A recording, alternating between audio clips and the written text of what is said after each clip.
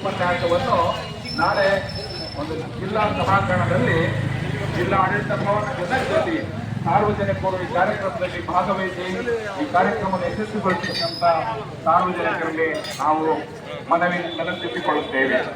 ಈ 10ನೇ ರಾಷ್ಟ್ರೀಯ ಆಯುರ್ವೇದ ದಿನಾಚರಣೆಯ ಅಂಗವಾಗಿ ಸಾರ್ವಜನಿಕರಲ್ಲಿ ಅರಿವು ಮೂಡಿಸ್ತಾ ಇದ್ದೇವೆ. ಭವ್ಯ ಭಾರತದ ಪರಂಪರೆ ಆಯುರ್ವೇದ ಪದ್ಧತಿ ಯಾವುದೇ ದುಷ್ಪರಿಣಾಮಗಳಿಲ್ಲದ ಅಡ್ಡ ಪರಿಣಾಮಗಳಿಲ್ಲದ ಶಾಸ್ತ್ರ ಆಯುರ್ವೇದವಾಗಿದೆ.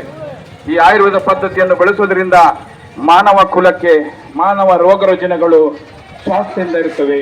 ಅದಕ್ಕಾಗಿ ಆಯುರ್ವೇದವನ್ನು ಬೆಳೆಸೋಣ, ಆಯುರ್ವೇದವನ್ನು ಉಳಿಸೋಣ.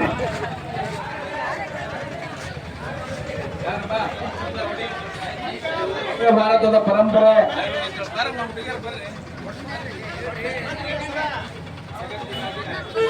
ನಮಸ್ಕಾರಗಳು ತಾಯಂದ್ರಿಗೆ, ಅಕ್ಕಂಗಿಯರಿಗೆ, ಸಹೋದರ ಸಹೋದರಿಗೆ ಎಲ್ಲರಿಗೆ ನಮಸ್ಕಾರಗಳು. ಆಯುರ್ವೇದ ದಿನಾಚರಣೆ ಶುಭಾಶಯಗಳು ಎಲ್ಲರಿಗೆ.